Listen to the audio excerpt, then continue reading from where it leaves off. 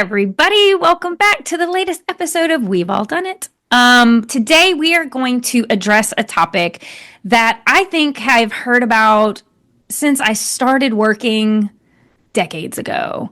We're going to really jump into what is the role or roles of HR.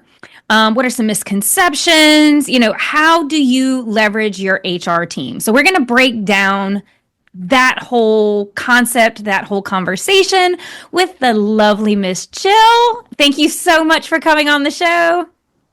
Happy to be here. Thank you for having me.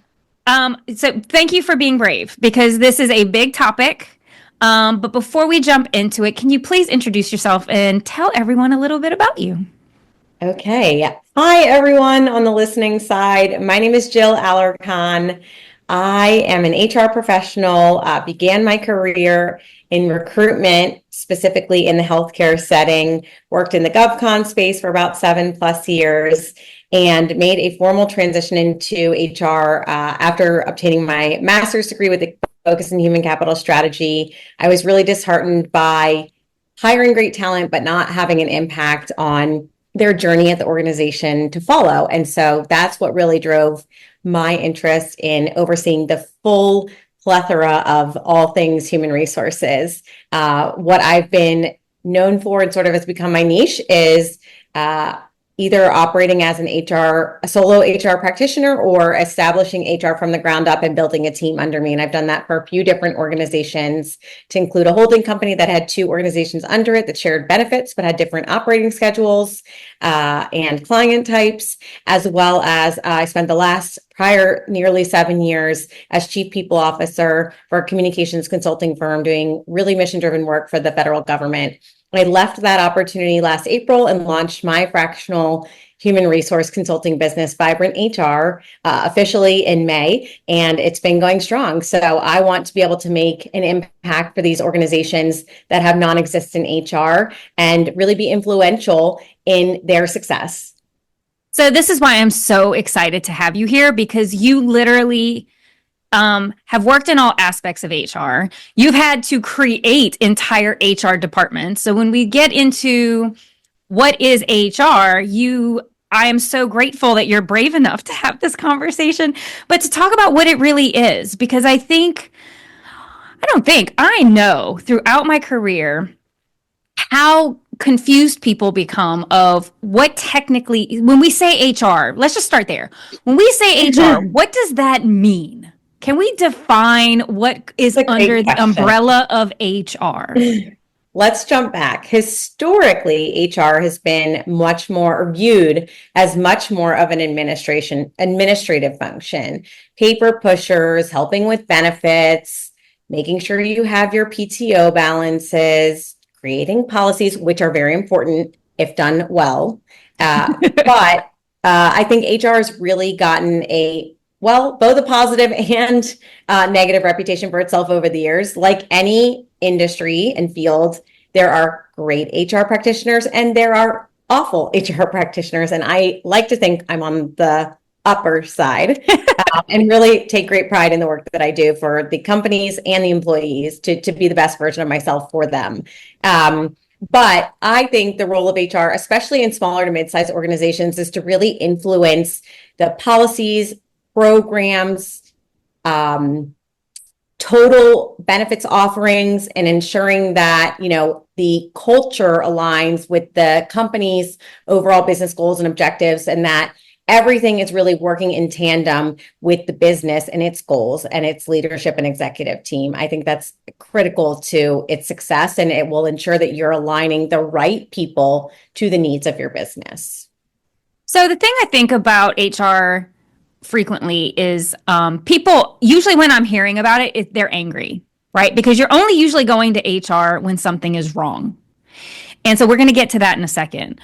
But what I think gets often missed is those quiet pieces that are so critical to an organization's just daily function. So when you talk about things like policies and procedures, those allow us, it's kind of like the rules of how we are going to treat each other and what we're going to do. And some of them are legally mandated, right? Like there's a lot that HR, like if you don't have in place, you can get in really bad trouble with the government. Am I Mhm. correct? Absolutely.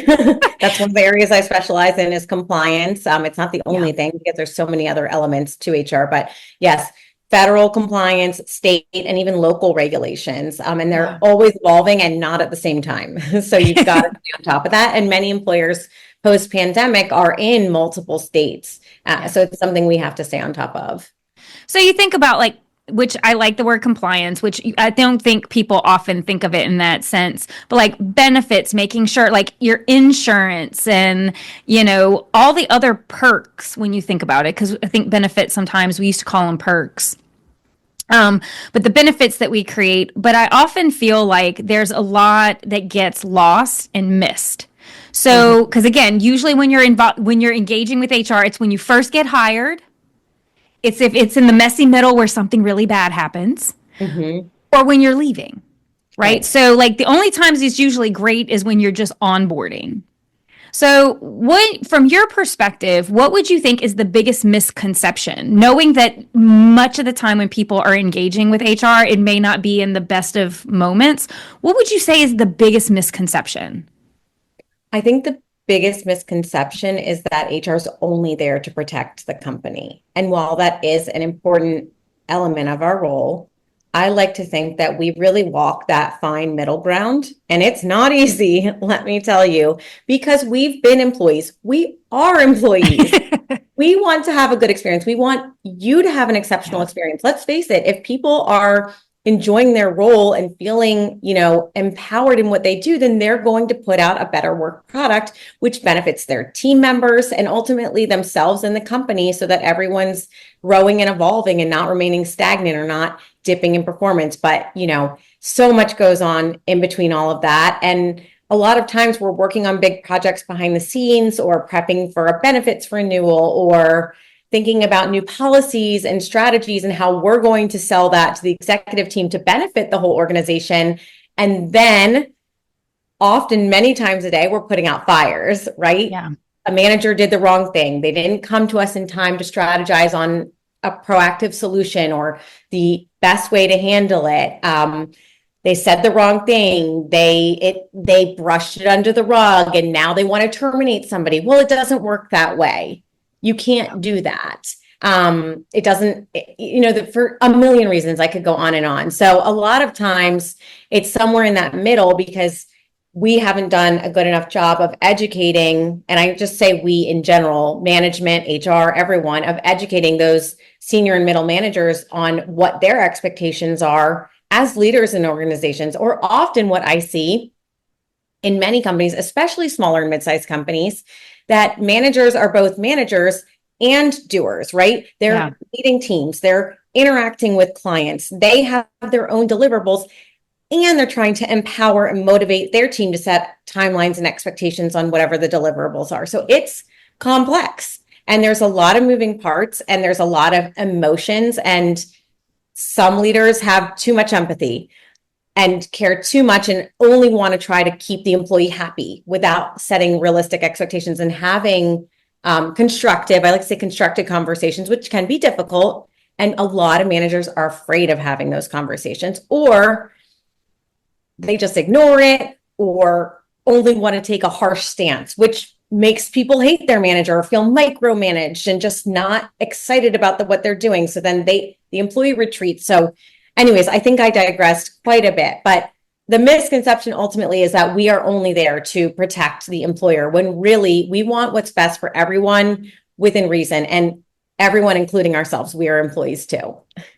Well, so I'm glad you said that because what I have often talked to people about is if you as an employee are facing something that you know is inappropriate, HR is there not only to protect like your boss, but they're there to protect you because they don't want a lawsuit. Like let's Yeah. just speak like nuts and bolts. Like if you're in a situation that is you feel is wrong or there's something inappropriate, yeah, they will protect you. Because they're not going to want to back behavior that puts the company in a position of being sued or being on the wrong side, if you will. And so I think that that's part of where the misconception is. They think they're just protecting leadership when the truth is they're trying to protect what is the right thing for the company and the culture and the environment. And sometimes that actually means protecting you, the employee, but they can't help you if they don't know. Yes, I completely agree. And I think a lot of employees are fearful to share information because maybe they don't have a trusting relationship with Yeah. HR. They see HR as best friends with an executive team member who won't have their back. There's so many reasons, or, they don't feel they're treated fairly or equitably for a number of reasons. I've seen it all. I've seen cases in past employers where I led HR where the number one most, the number one salesperson is bringing in the largest amount of revenue, yet is killing the culture. And it's in every exit interview. And unfortunately, because of that, I ended up leaving as well. I couldn't influence the culture anymore. And as HR, that's really disheartening for us. Other times I have successfully terminated somebody nearly immediately when something was brought to our attention with the right evidence. Related to harassment or other things. And then there's a lot that's more of a gray area where we have to do our due diligence and say, have private one-on-one conversations with different team members and understand the timelines and what exactly was said and happened, and, make our best judgment call based on the information that's presented to us. But like you said, if nobody tells us, we can't help. And we really do want to help. Yeah. We want this to be a great place for you to work, and you're at work more than anywhere else. We all want to try to enjoy it as much as we can. Well, and it's so funny because two of my closest friends are senior HR leaders. And I think it's so funny that you keep talking about how we want a good experience too. We are employees too. Because I have my own experiences with cultures and companies and HR, and I know what a great HR felt like. I know what a not so great HR felt like. Yeah. But what I think in being friends with them is seeing the personal toll it can take, because you guys are often, to your point, putting out fires, fixing messes, being brought in way later than you should have to maybe avoid a bonfire or an implosion.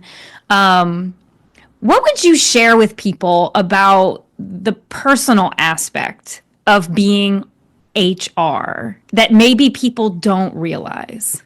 That's a great question. It is a huge emotional toll, and it is so hard to let it go at the end of the day at all. You try your best, but we care so deep. Well, the great HR people care deeply. And I think the other thing about HR is we have a high degree of confidentiality for numerous reasons, right? We cannot disclose certain information, even if somebody's one of our good friends in the organization, right? And you have to be really careful also about who you make friends with. So it's really lonely sometimes in HR, especially in a smaller team where you don't have other HR colleagues to discuss it with, right? It gets really, really challenging from that degree. And sometimes you don't want to go to your peers on the executive team because you don't want to look like you're complaining or you don't have the answer, but no one knows everything and every situation is unique. So we're sometimes learning as we go to no fault of our own.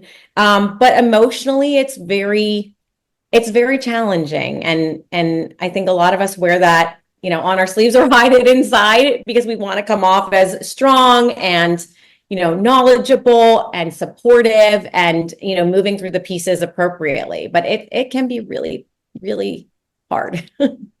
Well, and so when I think about leadership and, when leadership being hard, HR is frequently on the brunt end of the people part, right? So you are navigating the politics, the people, and the policy at a level that is so different than just an average leader. And I think the statement you made about it can be very lonely that is such a powerful statement, because I think about like how many times I've had meetings with different HR leaders or HRBPs because I'm in my own mess, and and maybe taking the moment to appreciate that they are literally going from fire to fire to fire. So when they walk in that room looking like death warmed over, that it's nothing personal, right? Because I Yeah. think so much of it, we internalize it, oh, they just don't care about me. I think sometimes it's a lot. And I mean, how you guys navigate burnout and exhaustion and just the emotional drain of having to go from thing to thing. Because, like I said, you guys don't get called when things are great. Right. Rarely does that happen unless somebody Right. wants you to plan like an office engagement event or something.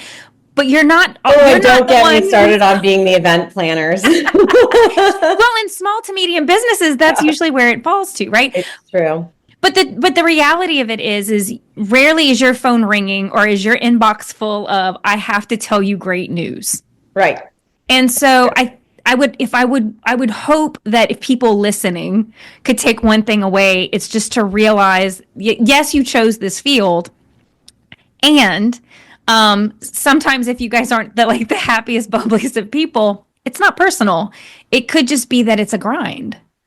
Yeah, exactly. I think the fun part of our job where we get to be really creative is both coming up with sort of like, again, that holistic benefits. I don't like the word benefits, just Yeah. holistic offerings for the team as the company's growing and reassessing and what the needs are of everyone, especially with such a diverse level of staff across different parts of the country or even the world, depending on if your organization's global. But the other thing I love to do in my role is a lot of resource planning. So if a new project or client's coming on, or you're expecting growth, kind of strategizing, okay, who tentatively might take that role internally? What opportunities are there to advance them or let them try something new and prove themselves and grow into that role? Or what are the external resources we need? And really thinking through that kind of game of chess, that I really find to be a lot of fun because it allows you to help folks grow internally and bring in fresh, new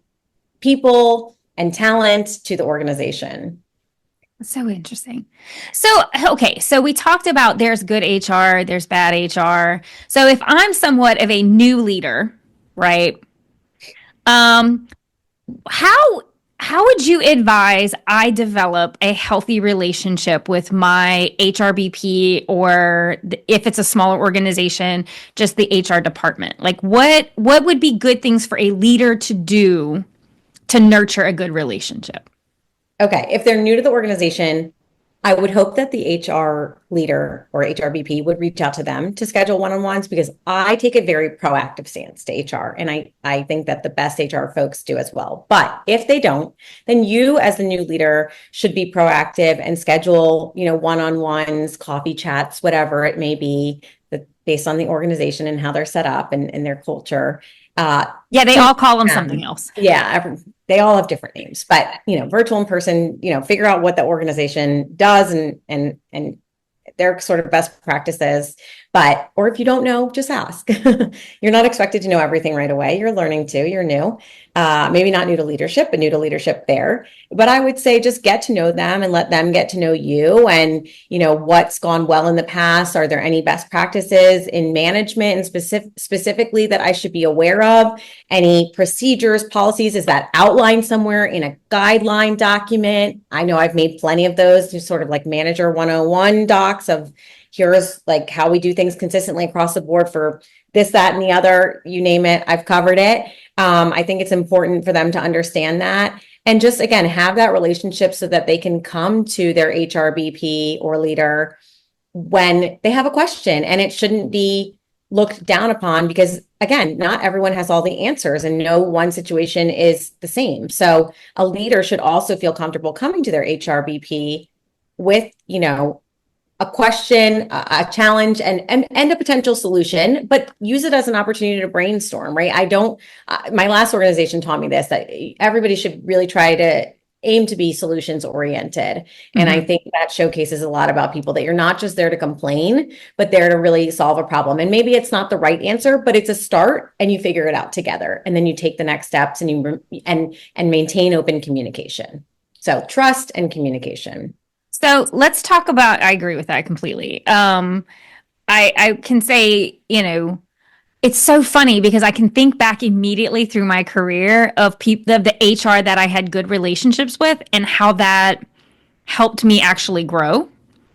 Because yet again, they're part of their job too, depending on the organization, may be involved in the succession planning of the Right. organization, right? So they have the best global sense of talent, who's coming in, who's going where, what are they wanting to do. I can also like see faces of people that I was like, I can't Yeah. tell you how many times I emailed you. I tried and it wasn't there.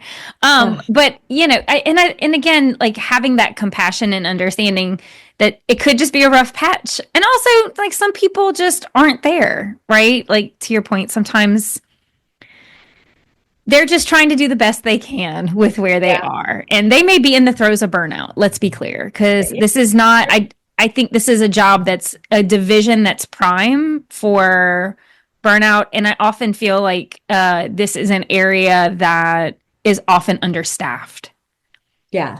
because That's people, I true. don't think, understand the enormity of everything that falls under the umbrella. Yes, there's a lot of complexity. I think the other thing is if the organization themselves does not value the function of human resources, then you're likely not going to have a motivated and empowered HR representative. And Yeah. in turn, it's just going to trickle effect down through the whole company. So I try to stay away from organizations like that because I want to be, I want to know that what I do is appreciated and valued, and I'm empowered in my role to make decisions that better the employees and the organization. Yeah, I can say I agree with that. I think is the more toxic the HR function is, you can see it in the organization because Yeah. I believe HR sets the standard for how people are going to treat each other, what will and won't be tolerated. Hmm. Um, to your point, I agree with that completely. Like it, and I think the C-suite has a tremendous amount of influence too.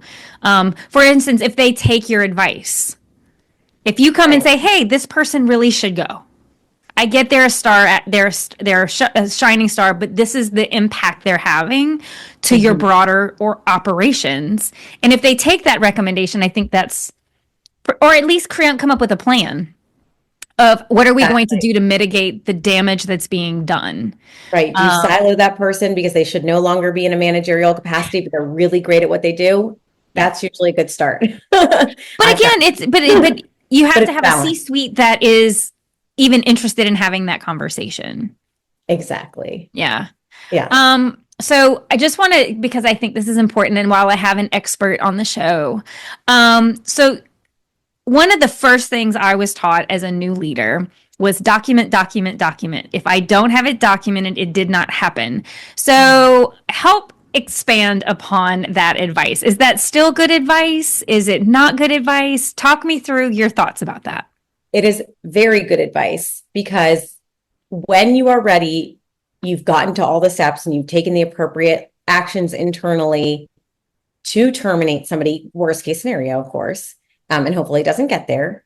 But you, manager, are also liable, right? It's not just HR or the company. I mean, your name could be brought up if that employee were to sue the organization, right? So it matters. You have another level of responsibility as a leader or people manager to do that. And documentation doesn't, I feel like people over like complicate it.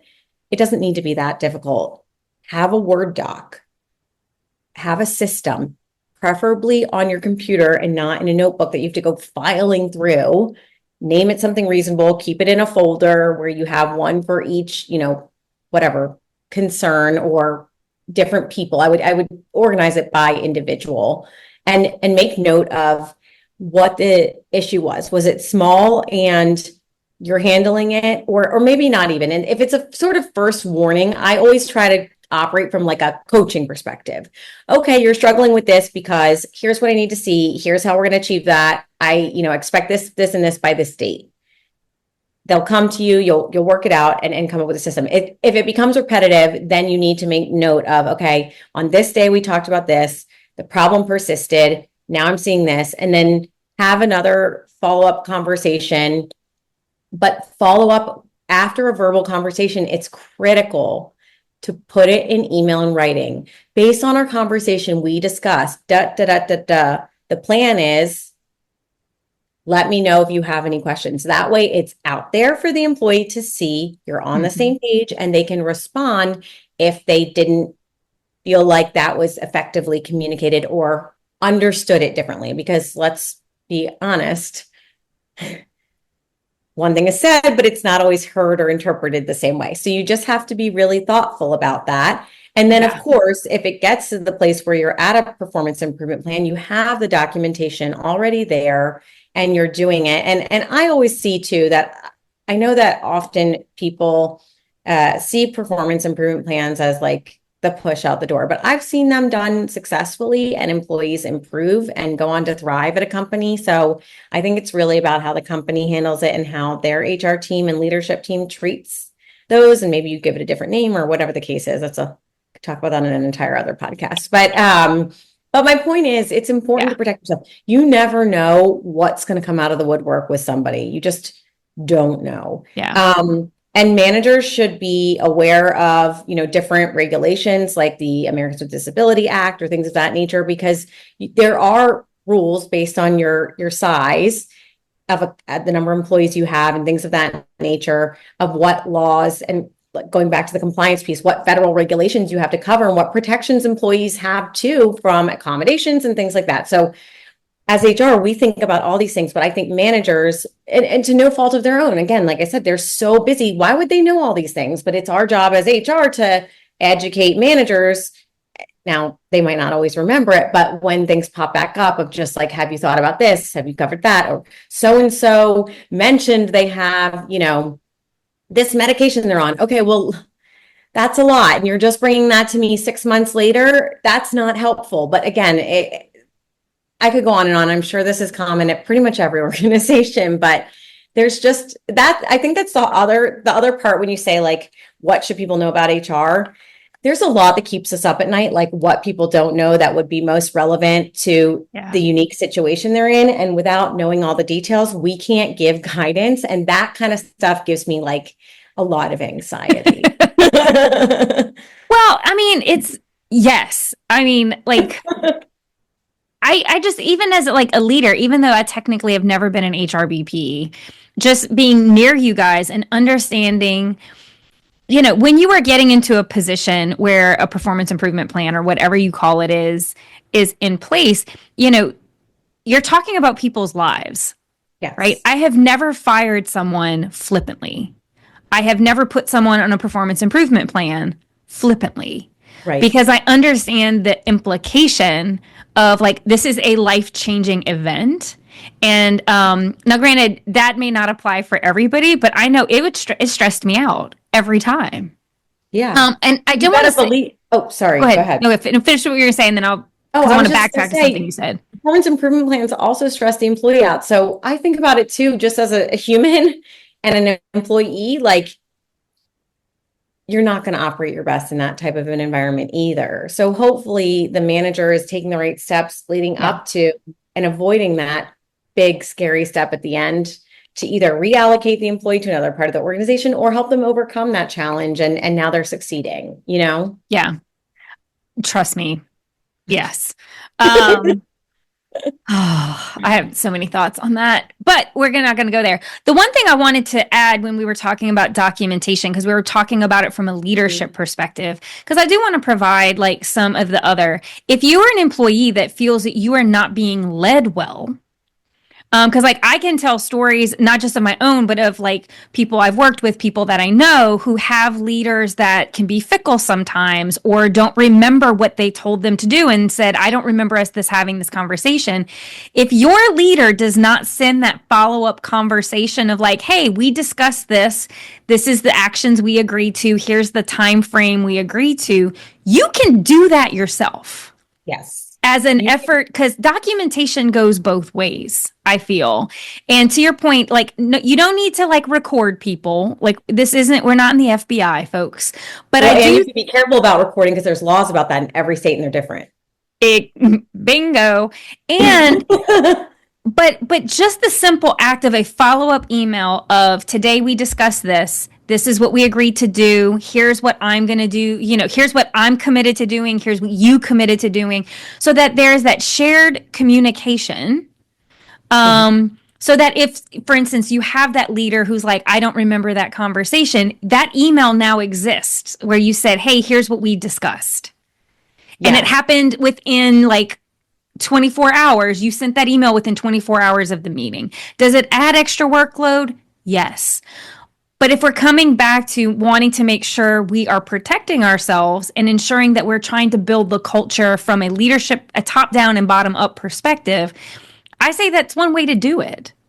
You know what I mean? And it doesn't have to be this onerous, it's like I always think it's like very sinister, like documentation.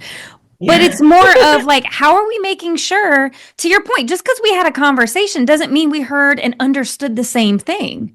Yes. Or that you and I didn't leave our meeting and immediately get thrown into the spin cycle on something else, and our short-term memory just didn't commit.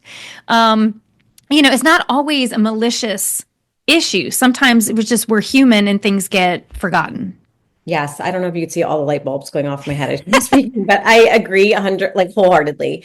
Proactive communication is critical no matter the situation, right? It's so helpful. Like, even if you're not in a situation where it's a performance related thing, maybe you're, an aspiring leader and you want to showcase your proactive nature to the team and follow up with the, manager and say, can I write the follow-up and the do outs for everybody? You know what I mean? Just little things like that. But from a protective perspective, if you are concerned, and it's interesting that you bring this up, I had a girlfriend of mine call me a few weeks ago because she had some changes in her leadership and wanted to chat a little bit about how she can just look out for herself, because she's been with her organization for many years and has never had an issue, and absolutely loves where she is and doesn't want to leave. She wants to continue to grow there, which I think is phenomenal. But I told her, just protect yourself, write down everything, do those follow-up emails yourself, take that upon yourself, make your own file, BCC your personal email. You never know when you might need it. I mean, you just have to, let's be real. Employers want to protect themselves. Correct. And employees want to protect themselves too. Yeah. So why? And if I hear an employer say your family, well, guess what? There's dysfunctional families out there. We have our given family and we have our chosen family. So choose wisely. It's so funny because the your family. It's just so funny. So, particularly in younger generations, companies that have that as part of their pitch are immediately red flagged. Oh my gosh, I get it. And it's because, yes, just FYI, and it's so funny because I feel like being a Gen Xer, I have seen what the baby boomers coached me to do and what work was supposed to be.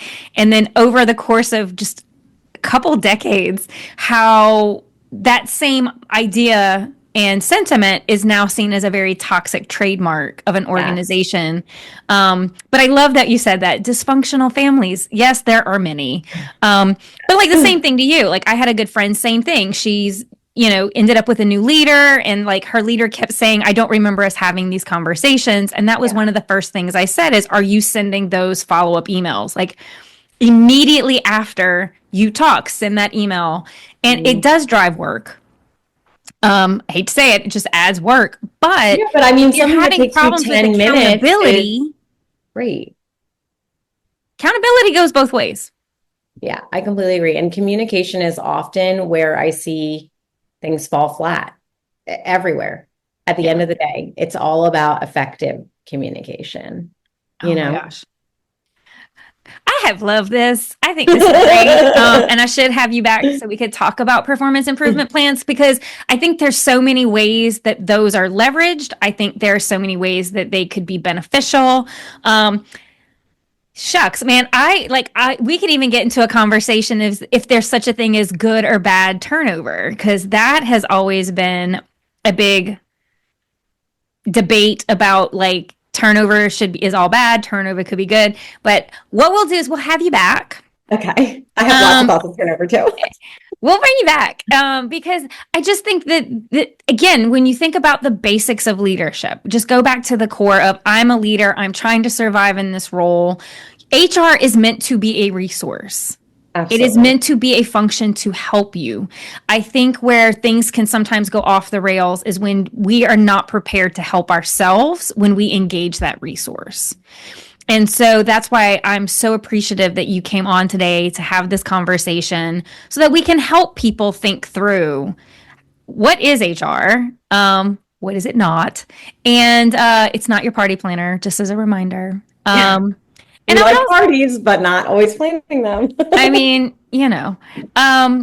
so okay, so before we end, because I like to ask this last question, if there's one piece of insight or wisdom you would like to share with leaders out there about what we've discussed today, what is the one thing you would like to leave with them? Oh my goodness. Okay. Get to know your HR leader, whether it's the business partner, the chief people officer of a smaller organization, director, whatever the title is, irrelevant of title. Get to know them and make sure that they're aware of what your team does, how you operate, what are the company, what's the company culture and best practices in operating as a leader. Just really understand that and have that rapport and relationship with them and get to know them a little bit personally, and vice versa. HR leaders, get to know your people too.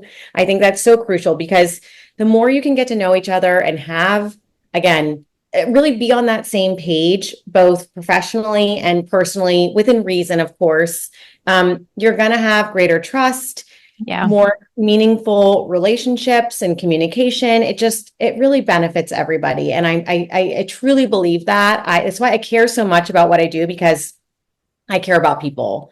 Started as a young child as a people pleaser, trying to let that go, but it's really hard. But yeah, I mean, I think, and at the end of the day, we're all human. I think that's probably like my like part two of my takeaway.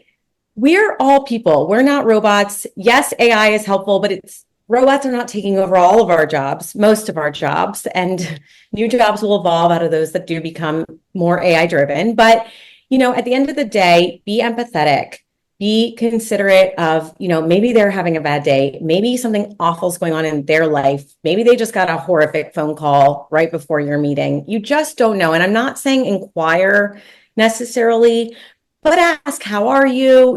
Just remember that on both sides, that leaders and HR leaders are people. Yeah. And I'll round it out with a third suggestion. Yes, please. Think through your documentation strategy. If there's one thing I wish I had figured out earlier in my career was, how do I want that strategy? Like, it's a strategy. Like, how do you want to take notes? Because that drives how you hold people accountable. And if you end up in a pickle, a bad spot as a leader, that is the make or break when you use the resource of HR. Because they can only help you to the extent you help yourself. But I do love that. You guys are human. Like I said, my bestest of friends are HR people, and I watch the emotional and physical toll it takes on them. And so cannot echo enough is just remember they're people too. And they have bad days too. And I like that. Ask if they're okay. That's a good one. Yeah. And we want to know you're okay too, right? Mm-hmm. Because we want strong leaders who feel empowered in their work and that they're empathetic towards their team and vice versa. Again, not all cultures are that way, but the best ones I've seen are. Jill, thank you so much for coming on. And like I said, we're definitely going to have you back because getting into that performance accountability stuff, I think, is an area that people fear, struggle with. So let's come back and talk about how do we do that better. I think that would be an amazing conversation. But until then, thank you so much, and I can't wait to have you back.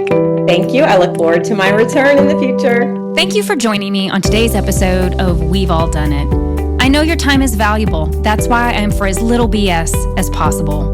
Hopefully, today's episode has sparked some new ideas for you. If you would like to learn more about the We've All Done It leadership framework or how to work with me, please check out my website at kimberlyjbenoit.com. Until next time.